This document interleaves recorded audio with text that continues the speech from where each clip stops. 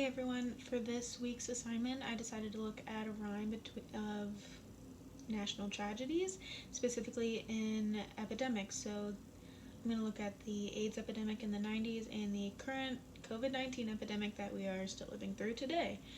Um, so the first thing I want to talk about is what they are and the scope. So if you don't know what AIDS are or what AIDS is, it's a virus and it attacks the immune system.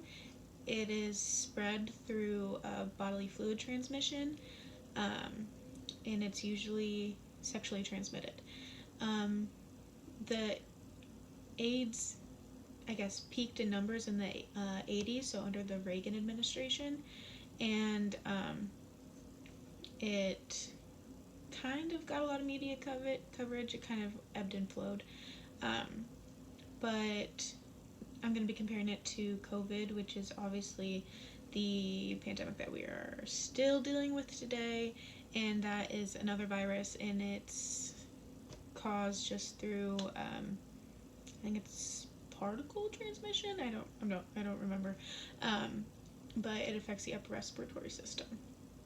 And so, from 1981 till today, there have been 35 million deaths caused by AIDS, and since the start of the pandemic in March of 2020, there have been around 5.6 million deaths due to COVID worldwide. And so, from now, obviously, I want to start covering how the media covered and referred to these epidemics and the viruses and the subsequent effects that they had.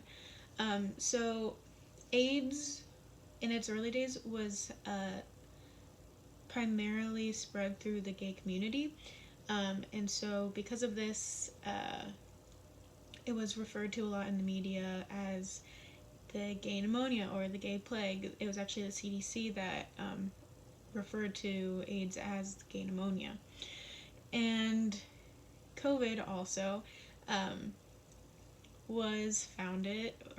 was first discovered in a lab in Wuhan, China, and so you have people like Donald Trump referring to it as the Chinese virus, and as a result, under both of these pandemics, you have seen a rise in hate crimes, because in the 80s, people thought that gay people were the cause of the AIDS epidemic, and so you saw a rise in crime against the LGBTQ people. And there's an article from the New York Times that came out in 1986 that documented this rise in crime against gay people.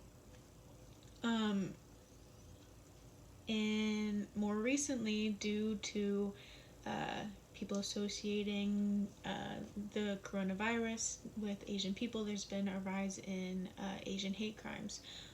In an article that came out of the BBC, they found that an advocacy group had incidents of more than 2,800 reports of hate crimes against Asian people.